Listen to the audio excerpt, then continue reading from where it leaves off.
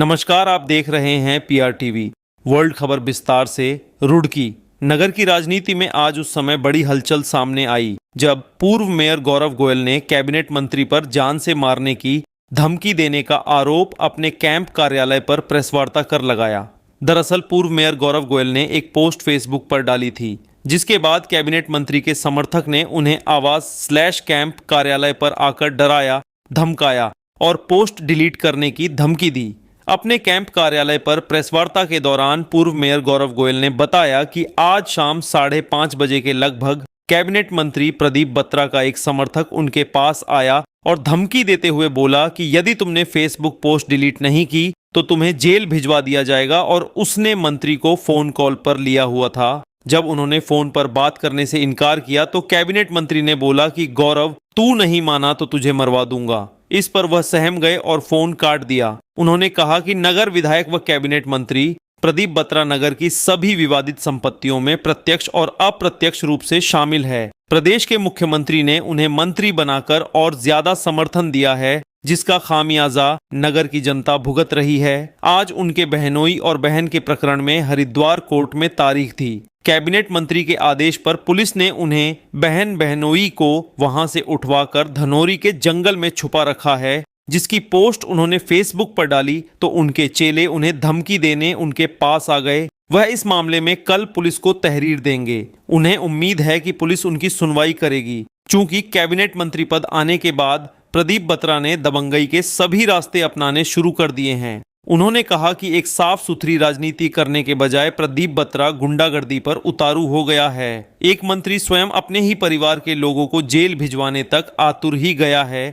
ऐसा व्यक्ति नगर के लिए बिल्कुल खतरनाक है। कहा कि कैबिनेट मंत्री प्रदीप बत्रा नगर के लिए एक खतरा है। आप देख रहे हैं रुड़की से बालेश कुमार साहनी की रिपोर्ट।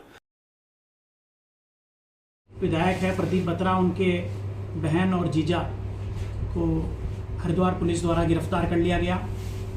उन पे क्योंकि उनकी कुछ आपसी संपत्ति का मामला था तो उन पे बहुत सारे मुकदमे करा करके विधायक ने उन्हें गिरफ्तार करा दिया। मैंने एक पोस्ट इस निमित्त अपनी फेसबुक के पोल से डाली। उस फेसबुक पोस्ट से तिल मिला के विधायक ने अपना एक कर्मचारी प्रशांत राणा मेरे कार्यालय पे लगभग 5:30 बजे के करीब भेजा। उसने आकर के मुझे धमकाने की कोशिश करी। मेरे समर्थक भी यहीं थे। दबाव बनाने की कोशिश करी कि मेरे फेसबुक वॉल पे जो पोस्ट पड़ी है उसे तत्काल डिलीट कर दिया जाए।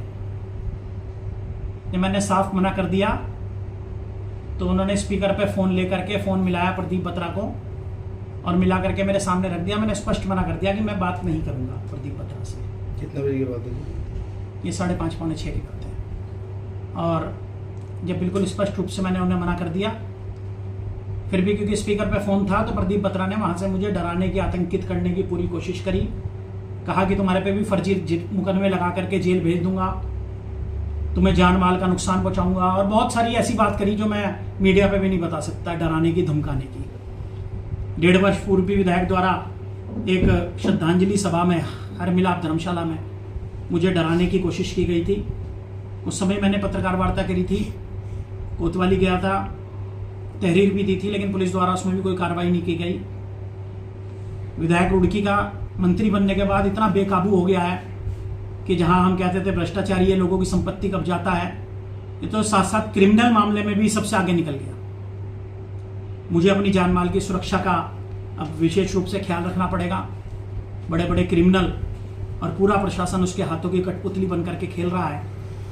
ये विधायक निश्चित रूप से शहर के लिए खतरा बन चुका है।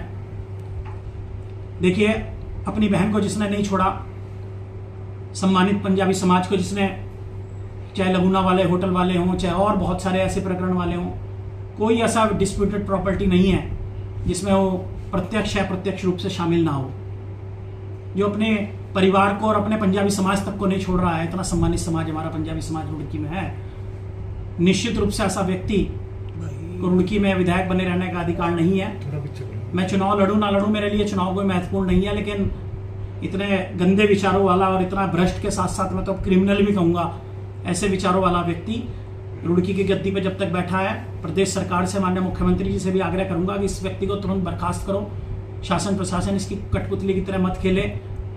ये क्रिमिनलों का साथ लेकर के अपने आप को बहुत बड़ा इस समय माफिया बन चुका है और मुझे इससे जान माल का पूर्ण रूप से खतरा है। तो पुलिस को तहरीर वगैरह दिया आपने क्या? मैं निश्चित रूप से कल को मिल करके जरूर दूंगा उच्च अधिकारियों को, लेकिन मुझे अपनी जान की सुरक्षा चाहिए और इस क्रिमिनल व्यक्ति से कहीं ना कहीं मुझे पूरा अपनी जान का खतरा है। तो क्या कोई विशेष विषय नहीं है, राजनीति मेरे लिए कोई विशेष विषय नहीं है, लेकिन मुझे और मेरे परिवार को सुरक्षा की दृष्टि से मैं विशेष रूप से सतर्क भी रहूंगा और ऐसे क्रिमिनल व्यक्ति से तो मैं कहता हूँ रुड़की नगर की जनता जो भी उलझता है कहीं ना कहीं किसी न किसी को फंसाने का काम ये जरूर करता है। तो क्या मंत्री अपने साथ गैंगस्टर लेकर घूम रहे हैं? निश्चित रूप से आप समझिए कि बदमाश के साथ साथ प्रशासन हर तरीके से वो इस समय क्योंकि ताकत में है, अंधाधुंध उसने क्योंकि डिस्प्यूटेड लैंड का काम करके बहुत बड़ा माफिया बन चुका है। उनके इतने सारे मुकदमे हैं, सारा ग्रुप के मुकदमे हैं, खानापुर के 2023 में 2025 में मैंने पुलिस को भी भेजे हैं, उनमें आज तक कोई गिरफ्तारी नहीं हुई। 3 साल से 420 की चार्जशीट लगी हुई है, कोई गिरफ्तारी आज तक पुलिस ने नहीं की। सब सत्ता के दबाव में है और जहां पुलिस को गिरफ्तारी करनी चाहिए वहां गिरफ्तारी नहीं हो रही है और मेरे जैसे शरीफ आदमी को धमकाने का और डराने का प्रयास किया जा रहा है।